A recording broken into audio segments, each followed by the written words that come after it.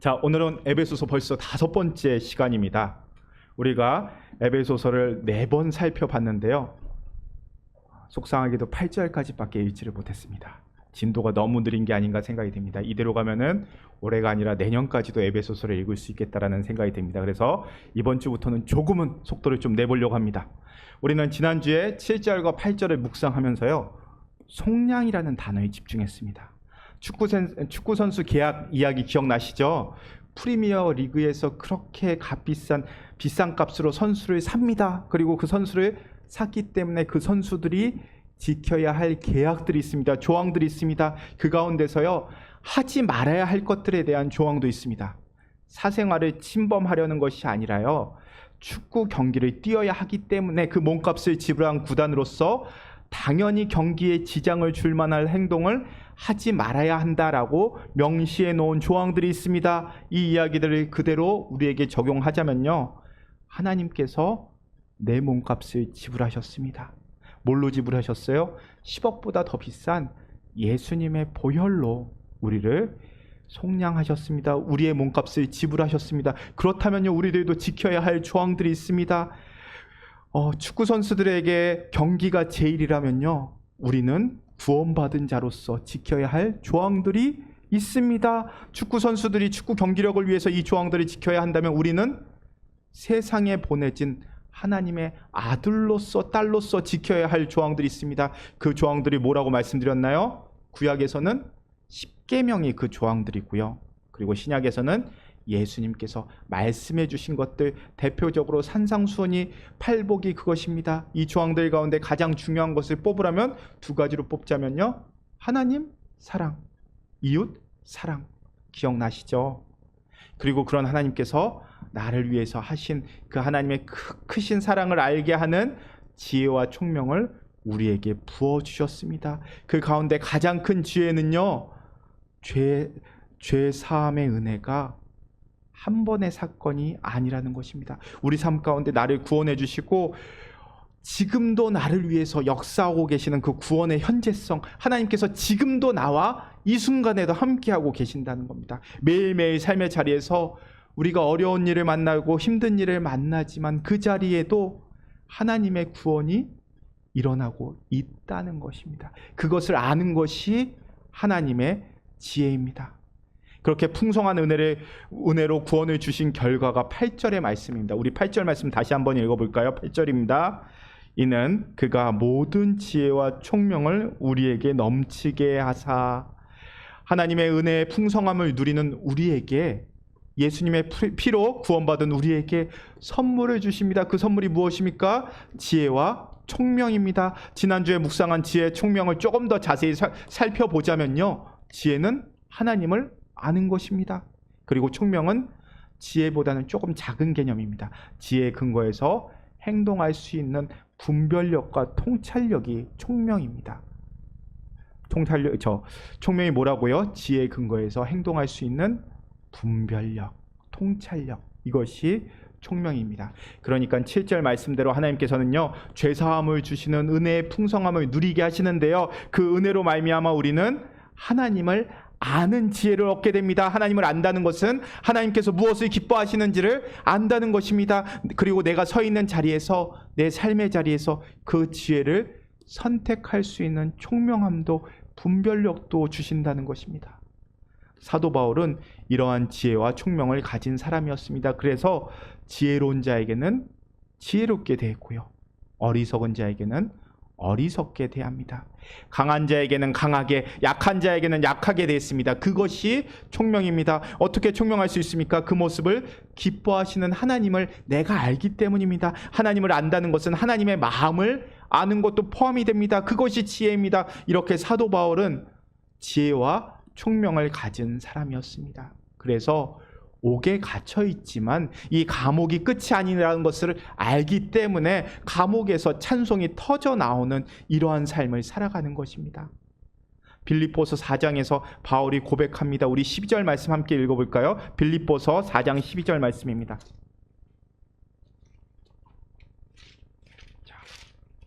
빌립보서 4장 12절 말씀. 항상 말씀드리지만 에베소서 말씀은 한 손에 껴놓으셔야 됩니다. 다시 돌아가야 됩니다. 빌립보서 4장 12절 말씀 우리 같이 읽어볼까요? 4장 12절입니다. 나는 비천에 처할 줄도 알고 풍부에 처할 줄도 알아. 모든 일 곧 배부름과 배고픔과 풍부와 궁핍에도 처할 줄 아는 일체의 비결을 배웠노라. 이 일체의 비결이 뭡니까? 우리 에베소서 1장 11절에서 어떠한 형편에든지 우리 그 앞에 있는 11절 말씀 빌립보서 4장 11절에 보면요. 어떠한 형편에든지 자족하는 것을 배웠다라고 이야기합니다. 사도 바울은요. 지혜와 총명을 받은 사람입니다. 이 지혜와 총명은 하나님의 풍성한 은혜를 경험할 때, 그러니까 죄사함을 받은 후에 주시는 선물입니다. 이 지혜와 총명을 주시는 이유가 뭘까요? 에베소서 1장 9절 말씀입니다. 우리 9절 말씀 함께 읽겠습니다. 그 뜻의 비밀을 우리에게 알리신 것이요 그의 기뻐하심을 따라 그리스도 안에서 때가 찬 경륜을 위하여 예정하신 것이니. 지혜와 총명을 주신 이유는 비밀을 알게 하기 위해서라고 합니다. 지혜와 총명을 받게 되면은 우리가 비밀을 알게 됩니다. 그 비밀이 무엇이냐면 그리스도 안에서 때가 찬 경륜, 그러니까 미리 세우신 하나님의 신비한 뜻을 알게 하기 위한 것이다 라고 설명합니다. 그 신비한 뜻은요, 하나님께서 미리 세워놓으신 구원 계획입니다. 그것이 비밀이라고 사도 바울이 설명하고 있는 겁니다. 유대인들은요, 우리들만 구원받는다라고 생각했습니다. 이방인들은요, 그러니까 유대인이 아닌 사람들은요, 하나님의 백성이 아닙니다. 그리고 그런 일은, 이방인들이 구원받는 일들은 일어날 수가 없습니다. 유대인들에게 이방인들은요, 그저 지옥불을 위한 땔감에 불과합니다. 그런데 사도 바울은 그게 아니라고 설명합니다. 그게 아닌 것을 깨달았습니다. 하나님의 구원 계획은 창세 전에 유대인들에게만 국한된 것이 아니라 이방인에게도, 모든 사람에게도 이 구원은 계획되어 있다라는 것을 깨달았는데, 이게 그 비밀이다라고 이야기하는 것입니다. 복음은 복된 소식입니다. 무엇이 복됩니까? 구원의 복된 소식이 복음이기 때문입니다. 그런데 목사님들이요, 구원의 복된 소식의 가장 출발점이 되는 원시 복음이라는 게 있다라고 설명합니다. 그것이 창세기 3장 15절 말씀입니다. 우리 창세기 3장 15절 한번 찾아볼까요? 에베소서에 손을 끼워 놓으시고 창세기 3장 15절 말씀을 함께 읽겠습니다. 창세기 3장 15절입니다. 창세기 3장 15절 말씀 함께 읽겠습니다. 내가 너로 여자와 원수가 되게 하고 내 후손도 여자의 후손과 원수가 되게 하리니 여자의 후손은 내 머리를 상하게 할 것이요 너는 그의 발꿈치를 상하게 할 것이니라 하시고. 자, 이 말씀이 원시 복음이라고 합니다. 읽으니까 어떠세요? 실망스럽지 않으신가요? 이게 왜 복음입니까? 생각이 드시죠? 말씀을 따라가다 보면요, 여자의 후손은 내 머리를 상하게 할 것이다. 여기서 너는 누굽니까? 뱀이죠. 아담과 하와에게 선악과를 권했던 뱀입니다. 너는 그의 발꿈치를 상하게 할 것이다 하시니, 이 말씀은 지금 하나님께서 뱀에게 하시는 말씀입니다. 아담과 하와를 죄 가운데 빠뜨렸던 그 뱀에게 하나님께서 뭐라고 말씀하십니까? 너로 여자와 원수가 되게 하고 내 후손도 여자의 후손과 원수가 되게 하리라. 여기서 여자의 후손은 예수님을 의미합니다. 예수 그리스도입니다. 그럼 너의 후손은 누구입니까? 사탄을 의미합니다. 사탄이 여자의 후손의 발꿈치를 상하게 할 것입니다. 그것은 십자가의 죽음을 의미합니다. 그럼 여자의 후손은 어떻게 합니까? 여자의 후손은 너의 머리를 상하게 할 것이다. 밟고 일었을 것이다. 즉 십자가의 죽음 이후에 부활하실 것이다. 이 부활의 승리를 담고 있다고 설명합니다. 그래서 창세기 3장 15절을 원시복음, 즉 복음 가운데 첫 번째 복음이다라고 설명합니다. 원시복음이 우리에게 이야기하는 것이 무엇이냐면요, 하나님께서는 창세 전에, 창세기 말씀이죠, 이 창세 전에 아담과 하와 전에 온 인류를 구원할 계획을 세우셨다는 것입니다. 유대인들만이 아니라 모든 사람들을, 온 인류를 구원할 놀라운 비밀을 계획하고 계셨습니다. 그래서요, 다시 에베소서로 돌아와서 9절 말씀이 그 비밀을 설명하고 있는 것입니다. 사도 바울이 이제 이 비밀, 하나님의 미리 예정하신 구원 계획에 따라서 우리로 기업이 되게 하셨다라고 말씀하고 있습니다. 이제 11절 말씀을 함께 읽겠습니다. 11절입니다. 모든 일을 그의 뜻에 결정대로 일하시는 이의 계획을 따라 우리가 예정을 입어 그 안에서 기업이 되셨으니, 그 안에서 우리가 무엇이 되게 하셨다고요? 기업이 되게 하셨습니다. 여기서 말하는 기업은요, 부모로부터 상속받는 재산을 의미합니다. 그러니까 우리는요, 상속자가 되었다라는 뜻입니다. 이 기업이라는 단어를 원어로 풀어보면요, 우리가 물려받는 재산, 그러니까 돈만을 의미하지 않습니다. 이 기업에는요, 부모의 성품, 부모의 기질, 부모의 재주, 이 모든 것을 포함한 형질, 모든 형질이라는 게 포함되어 있는 단어입니다. 이 모든 형질이 기업이라는 단어에 담겨 있습니다. 그러니까 모든 형질까지, 모든 성품까지 우리가 물려받은 상속자가 되었다라는 것을 의미합니다. 하나님의 기업이 되었다는 것은 무슨 의미입니까? 하나님의 나라를 상속받았습니다. 뿐만 아니라 하나님의 형질을 물려받습니다. 하나님의 성품에 참여한다라는 뜻입니다. 그러니까 우리는요, 너무나도 큰 비밀이 우리 안에 감춰져 있습니다. 그 비밀은 이방인으로 죄값으로 인해서 죽어 없어질 존재로 우리가 끝나는 것이 아니라 하나님께서 창세 전부터 나를 선택하셨고요, 하나님의 풍성한 은혜 가운데 예수 그리스도의 보혈로 말미암아 구원을 받았다라는 것이 사도 바울이 알게 된 비밀입니다. 그리고 그것으로 끝나는 것이 아니라 하나님 나라를 상속받는 상속자가 되었다라는 뜻입니다. 거기에서 끝나지 않습니다. 제일 중요한 것은 우리가 하나님의 성품에 참여하는 자가 되었다는 것입니다. 이게 얼마나 큰 은혜입니까? 우리가 무엇이라고 우리에게 그런 은혜까지 주실까요? 사도 바울이 이 비밀을 깨달은 겁니다. 이 은혜를 깨달은 겁니다. 그러니 감당할 수 없는 은혜를 경험합니다. 아니, 은혜가 마음속 깊은 곳에서부터 차오르고 있습니다. 그래서 주체할 수 없는 것입니다. 에베소서 1장 4절부터 14절까지가 원래 한 문장으로 쓰여졌다라고 말씀드렸죠. 헬라어로 한 문장으로 쓰여졌습니다. 그런데 그 한 문장에서 4번이나 고백합니다. 찬송하리로다, 찬송하리로다. 이 찬송이 터져 나옵니다. 나 같은 게 뭐라고 하나님께서 세우시는 그 창세 전부터 계획하셨던 예수님을, 그 예수님을 십자가에 못 박게 하시고 그 예수님을 쳐 죽인 사람이 바로 난데, 사도 바울은 예수님의 제자들을 찾아서 예수님을 따르는 사람들을 찾아서 돌로 쳐 죽인 사람들입니다.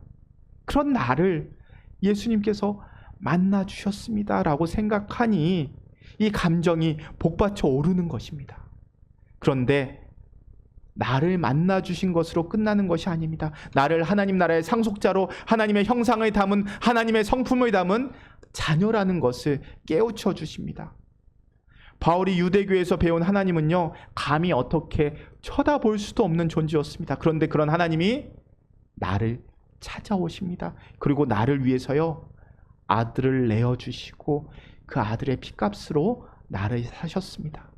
그렇게 하나님께서 우리를 사랑하신다고 찾아오시고 하나님의 나라를, 하나님의 형상을 우리에게 입혀주셨는데, 그저 세상의 물질이 좋다고, 세상에서 잘 먹고 잘 사는 것이 복된 삶이라고 에베소 지역에 돈을 쫓으며 교회를 떠납니다. 어떻게 그럴 수 있냐고, 하나님이 이렇게 우리를 사랑하시는 거 모르겠냐고 에베소 교회에게 고백하고 있는 것이 오늘 에베소서의 말씀입니다. 우리가 그 은혜를 깨닫게 된다면 우리 입술에서 찬송이 흘러나올 텐데 어찌 하늘에 속한 신령한 복을 보지 못하느냐고 바울이 이야기하고 있는 것입니다. 우리 13절 말씀 함께 읽어볼까요? 13절입니다. 그 안에서 너희도 진리의 말씀 곧 너희의 구원의 복음을 듣고 그 안에서 또한 믿어 약속의 성령의 인치심을 받았으니. 자, 마지막에 뭐라고 이야기합니까? 약속의 성령의 인치심을 받았다라고 설명합니다. 하나님께서요, 우리를 향한 구원 계획이 변하지 않기 위해서 성령께서 인을 치셨다라고 합니다. 인치셨다. 여기에서 인자가 무슨 한자인가요? 도장 인자입니다. 그러니까 도장을 찍어 주셨다는 겁니다. 보증해 주셨다는 겁니다. 내 삶의 구원 계획을 성령 하나님께서 보증해 주셨습니다. 성령님을 통해서 우리가 받을 구원과 복을 보증해 주셨다는 것을 인을 쳐서 도장을 찍어서, 홍콩식으로 이야기하자면 사인해서 성령의 증거가 되게 하셨다는 겁니다. 그러니까 신학적으로 이야기하자면요, 성자 예수님의 말씀, 그러니까 복음을 들음으로 우리가 알게 됩니다. 무엇을요? 성부 하나님께서 나에게 도장을 찍어 주셨다는 것을 알게 됩니다. 무슨 도장입니까? 구원 계획. 이 사람은 구원받을 사람이다. 구원받은 사람으로 하나님의 복을 받을 사람이다라는 도장을 찍어 주셨습니다. 그리고 그 인치심으로 성령이 보증하고 증인이 되어 주셨습니다. 이것이 바로 하나님께서 주시는 신령한 복이다라고 말하고 있는 것입니다. 그러면 이제 하늘의 신령한 복을 받은 우리는 어떻게 살아가야 될까요? 그 말씀을 14절에서 설명해 줍니다. 우리 14절 말씀 함께 읽겠습니다. 이는 우리 기업의 보증이 되사 그 얻으신 것을 속량하시고 그의 영광을 찬송하게 하려 하심이라. 자, 여기서요, 우리가 어떻게 살아야 되는지 두 가지로 설명합니다. 첫 번째는요, 하나님을 찬송하는 삶을 살아야 한다라고 이야기합니다. 우리 14절 마지막 부분에서 무엇이라고 증언합니까? 영광 중에 그의 영광을 찬송하게 하려 하심이라. 영광 중에 찬송의 삶을 살아가야 한다라고 합니다. 우리가 얼마 전에 우리 윷놀이 할 때 우리 아이들한테 라이시 주셨죠? 우리 아이들 나와서 어른들한테 세배합니다. 그러면요, 우리 어른들이 아이들에게 라이시를 줍니다. 그러면서 라이시를 받은 아이들이 무엇라고 반응합니까? 감사합니다. 인사합니다. 새해 복 많이 받으세요. 인사합니다. 그렇죠. 우리 아이들 그 라이시 받은 게 너무 기뻐서 우리한테 인사합니다. 우리도 하나님께 큰 거 받았지 않습니까? 그럼 우리도 인사해야죠. 우리도 하나님의 은혜 받았으면 우리도 반응이 있어야 합니다. 그런데 그 반응이 무엇이냐면요, 하나님께서 기뻐하시는 반응이 무엇이냐면요, 영광 가운데 하나님께 찬송하는 것입니다. 우리는요, 성부 하나님께서 구속하여서 자녀로 삼으실 것을 계획하시고 성자 예수님께서 고난받으시면서 십자가에서 죽으심으로써 우리의 죄값을 치르셨습니다. 성령 하나님께서 그것을 인치셔서 살아난 사람들이 바로 우리들입니다. 다시 말해서 삼위일체 하나님의 사랑과 역사 없이는 살아갈 수 없는 존재할 수 없는 우리들이 새로운 삶을 얻게 되었습니다. 그러니 우리가 하나님께 드릴 것은요, 찬송입니다. 자, 우리 생각해 볼게요. 우리가요, 주일에 예배 드립니다. 우리가 수요일날 나와서도 예배 드립니다. 예배 드립니다. 자, 우리 예배 순서를 한번 떠올려 볼게요. 우리 예배 순서 가운데 우리가 하나님께 드리는 모습이 무엇일까요? 온전히 드리는 모습이 무엇일까요? 물론 예배의 모든 순서가 하나님께 드리는 것입니다. 그런데 엄밀하게 따져서요, 우리가 하나님께 무엇을 드릴까요? 기도 드릴까요? 예, 기도는요, 드리는 것이지만 동시에 엄밀히 따지면 우리가 구하는 것입니다. 하나님, 우리가 하나님께 빕니다. 구합니다. 하나님께 구하는 것입니다. 그럼 우리는 하나님께 봉헌 드립니다. 헌금 드립니다. 헌금이요, 하나님께 올려드리는 건 맞습니다. 그런데 엄밀히 따지자면요, 나누는 겁니다. 그런데 그런 의미에서 온전히 하나님께 올려드리는 것, 태워서 하나님께 올려드리고 하나님께서 기쁘게 흠양하시는 모습이 바로 찬양입니다. 그래서 찬양이 중요합니다. 그러니 우리는 우리의 모습으로 하나님께 찬양을 올려드립니다. 14절 말씀을 잘 보십시오. 왜 하나님께서 왜 우리에게 하늘에 속한 신령한 복을 주십니까? 그의 영광에 찬송하게 하시기 위해서입니다. 그래서 이 하늘에 속한 신령한 복을 받는 자는요, 어떠한 상황에 있든지 하나님의 영광을 바라보며 찬송하는 삶을 살아야 합니다. 바울처럼요, 우리들도 바울처럼 그 은혜를 가슴 깊이 깨달았고 경험하여서 오늘 말씀처럼 감격과 감사의 찬송이 삶 속에서 터져 나오기를 축원합니다. 꼭 부탁드리는 것은요, 상황에 눌려서 내 삶의 모습에 눌려서 원망과 불평을 입술로 내뱉는 죄를 짓지 마십시오. 입술로 짓는 죄가 하나님의 온전한 복을 누리지 못하게 막습니다. 그러니 습관적으로라도 입술에서 원망과 불평이 튀어나오는 것이 아니라 감사와 찬양이 넘쳐날 수 있도록 애쓰시고 노력하시기 바랍니다. 자, 그리고 하나님의 복을 깨달은 자가 살아가는 두 번째 모습은요, 그리스도 안에서 하나가 되는 삶을 살아가는 것입니다. 자, 라이시 받은 아이들 말씀드렸죠. 라이시로 아이들이 어른들이 아이들을 축복할 때 우리는 아이들의 감사 인사를 받게 됩니다.